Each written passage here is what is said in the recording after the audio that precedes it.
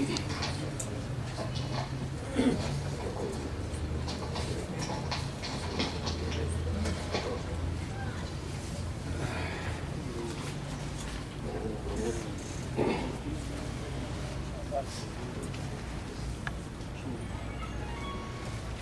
لله والصلاة والسلام على رسول الله. درود بر روان پاک شهدای فی سبیل الله. بسم الله الرحمن الرحیم. فاصدع بما تؤمر و اعرض عن المشرکین. و ایضا قال الله تبارك وتعالى الف لام میم غلبت الروم في ادنى الارض وهم من بعد غلبهم سيغلبون في بضع سنين. وأيضا قال الله تبارك وتعالى واختلاف ألسنتكم وألوانكم إن في ذلك لآيات للعالمين.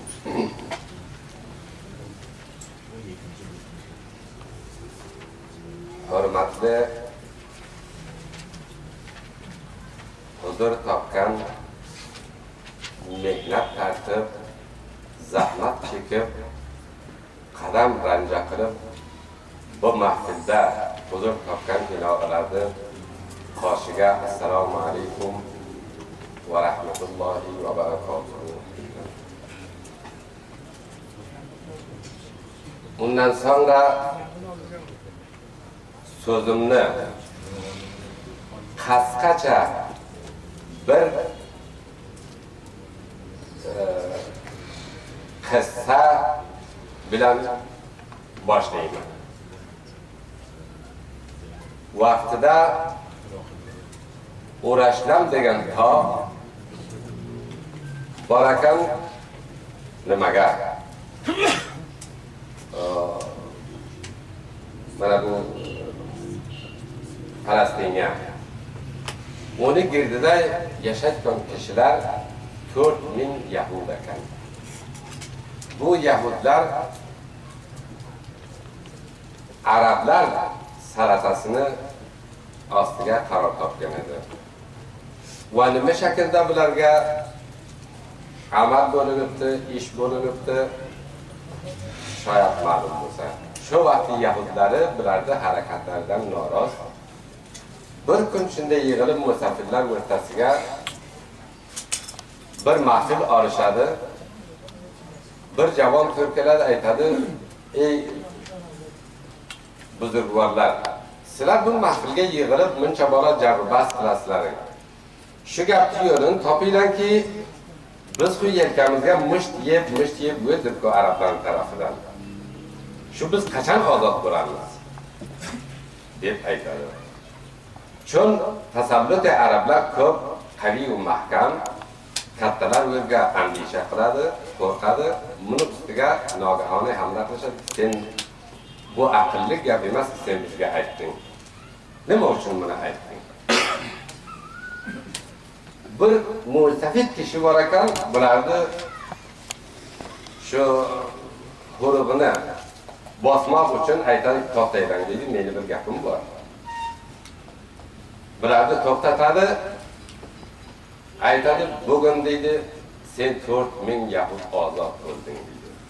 Men shu gapni senga mo'jza beraman deydi. Unisi so'raydi, nima uchun? Bunisi so'raydi, nima uchun? Dalili nima? Bunisi nima? Bunisi nima? Bilaxira bu odam aytadiki, shu chenga davr bir tanga kallanga shu kalima aylanmadiki, bizni ozodligimiz qachon qo'lga keladi? Qachon ozod bo'lamiz deb shu kalimai ozodlikni bir tanga og'zingga olganing yo'q edi. Va hozir shu kalima tilga kiribdi, bir chavtoq bilan bashakli qorabi, bunga yaqin bilginki ozod bo'ladi. Mana bugun ko'zimizdan ko'rib to'xtamiz. Dunyo bo'yicha Isroillar bor, muqovamat qiladi. to'p va tufang va saroy hastaydan olib moderntarin saroy ixtiyorlariga bugun hech kimdan kamligi yo'q. Va orqasida ham Iyorat Mutahida Amerika va boshqa hamkorlari ko'zimiz bilan ko'ramiz. Bu bir gap edi. Albatta bu o'ltirishimizda men shunday aytamanki, qonuniy asosiga murojaat qilsak, vallohu alam 15-mi yo 16-mi moddasiga o'zbeklarda haqiqat huquqini tashriq qilgan. Xususan til borasiga. Va boshqa nihatlar ham buni nima qiladi? Qonuniy madaniga ham dard qilganlar. Ammo peshaziki qonuniy madaniy va qonuniy asosiyki oz vaqtda o'rtaga keldi. Bundan ilgari 1400 yil ilgari Qur'on bizga huquq qoyil bo'libdi. 3 oyatni tilovat qildim. 3 avval oyatim shuki, Hazreti Muhammad sallallohu alayhi va sallam uni har harakati bizga farmash. Masalan, u necha yil muborizai mahfiy qiladi. Undan so'ng energiya oladi, quvvat oladi, kuchga tabdil bo'ladi. Xudovand tanosub quvvani sanjish qilib, unga amr qiladiki, fasla bima tu'maru va a'rid anil mushrikin. Bundan so'ng muborizai alaniy oshkorga shuru qiladi. Va buni biz tatbiq bersak, bizning muborizamiz ham nazar bu oyat yaxshi istidlol bo'ladi bu gapga. Ki biz qanday zehniyat bersak millatimizga, qanday buni o'ylasak, uzun o'yqidan shu zamiston qarong'i zamistonga xotima bersak, bularni o'ychidan o'tkazsak, bir qadam farhangiy ishlarga qarab tursak. Va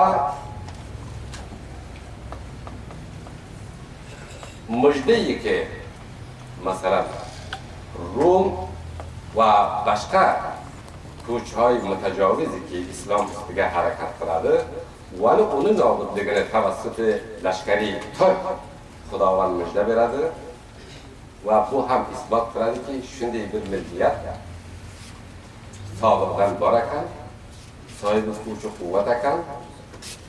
Qur'on bizga xabar beradi buni. Va mavjudiyatini, mashruiyatini hammasini borasiga Qur'on gapiradi. Til borasiga vaqtirofu alsinatikum va alvonikum Xudovand buni az jumlay bir qudrat numoyiligi ki Xudovand shunday bir qodir mutlaq rangهای muxtalifga mavjudotni zindat nima xalq qilgan va lisonهای muxtalifga nima qilgan. Buni hammasi joyiga aytadiki, bu ixtilofi lison, ixtilofi rang, bu qudrat numoyi Xudovand o'zi, bu buning uchunki bir-birovni tonisali ta'arafu deb keladi. Ya'ni bizda shu nashastimiz az nuqtai nazari Qur'oniy voqean mashruiyati bor va ijozat bizga beradiki, biz bayat o'tsak, nima qilsak. Buni fasla bima tu'maru va a'rid anil mushrikin ilgaloq gaplar. Bir mazoq qilay, mening o'zim shaxsan soqolim oqaribdi, mening yosham ayni 60ga qarab boribdi. Shu o'lkani bir erkin, qo'shri, erkin va qo'shri ravshani shu vatan o'zimda olaman. Sobiqai tarixchamda mumkin ko'p kishilar shu yerga bilsa, vale ko'p mahdud kishilar bilmaydiki kimdir shu, kimligimni bilmasa, vale ko'pi bilmaydi, bilamanki meni kimligimni biladi. Qaysi shaklga tirikchilik qilganman shu jamiyaga, to'sha bugungacha qanday zinda qolinman va bu ham bir qobil savol. Faqat meni bir gapim bor, baxshlaringizga aytayım. Har millatda ikki narsa ko'p zinda asraydi. Bittasi farhangiy ki u til bo'lsa va boshqa nimalar. Va yana bir baxsh degasiniki zinda asraydi, uni tarix deydi. Har millatiki o'z adabiyotini bilmasa, o'z tiliga tushunmasa, kimligini bilmasa va tarixini ham bilmasa, shu adresi muvassat, marjai muvassati qayerdan kelibdi buni bilmasa, shuni az nigohi ilmiy shunda aytadiki, u millat aslan tirik emas, o'lik millat. Til bilmagan, tarix bilmagan millat voqean o'lik millat. Buni namunasini shu irtibotga men aytaman. Masalan, 300 yildan beri biz sizlar har varaqi tarixda bir angushti ibrat bilan varaq bo'lib ketsak, shu bizni vatanimizga hamlalar bor ekan, tajovuzlar bor ekan, urushlar kelgan ekan. Shuni hammasini ko'rib kelamiz. Bu urushlar ularning tarafidan ogohona kelgan, qasddan bizni urmoq uchun kelgan emas. Ammo ko'targan qo'l boshqani uraman deb bizni yelkamizga tegib ketgan. Biz tarqib ko'rib kelganmiz. Masalan,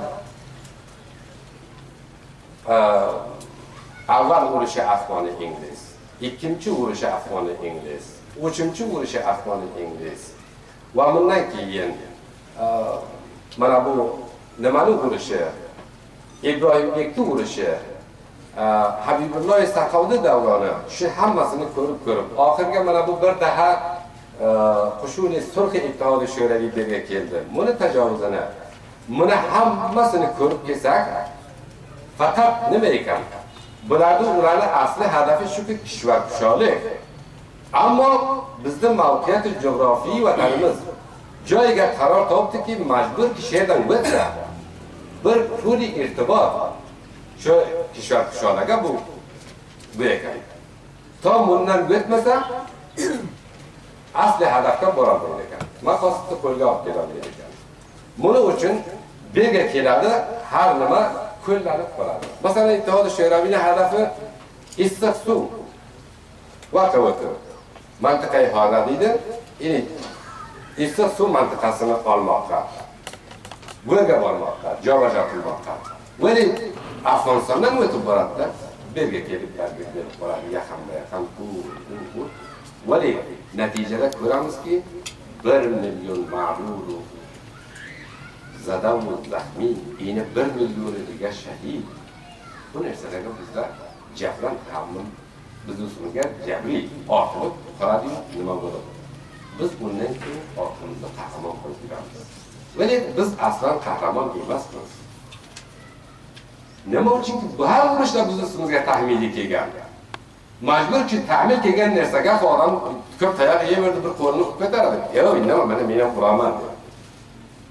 Biz qahramon desak, ko'p ishlarda hal qilardik. Masalan, hozir Boburdan, Mirzo Ulug'bekdan, Otilodan, Parsalodan va Timurilar deb ot olamiz. Men shularni bir zurriyasiman. Shularga turib, sizlarning qoshlaringizga turibman, shu kalimalarni aytishga o'zim hijolat tartaman.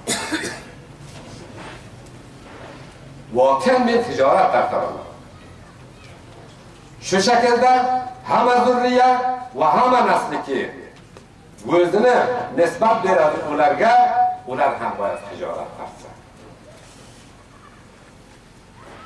Biz Boburning amarasi nima ish qildik? Qanday sen aytsanki men Temurning navosasiman. Nima ish qilibsan? Bale, bir kalimai nima bor? Ko'plar ma'yus ham bo'lmaydi. Bir kalimai ki falsafaga zikr bo'lgan. Aytadi, ma'lumdi keytidan nima uchun chopasan sen? Illatni justuju qil. Illatni top.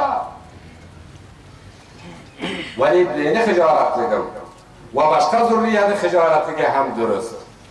Vali buni asli avomilini ham topmoq zarur. Ki oya bizda shu hijolat bo'lishligimiz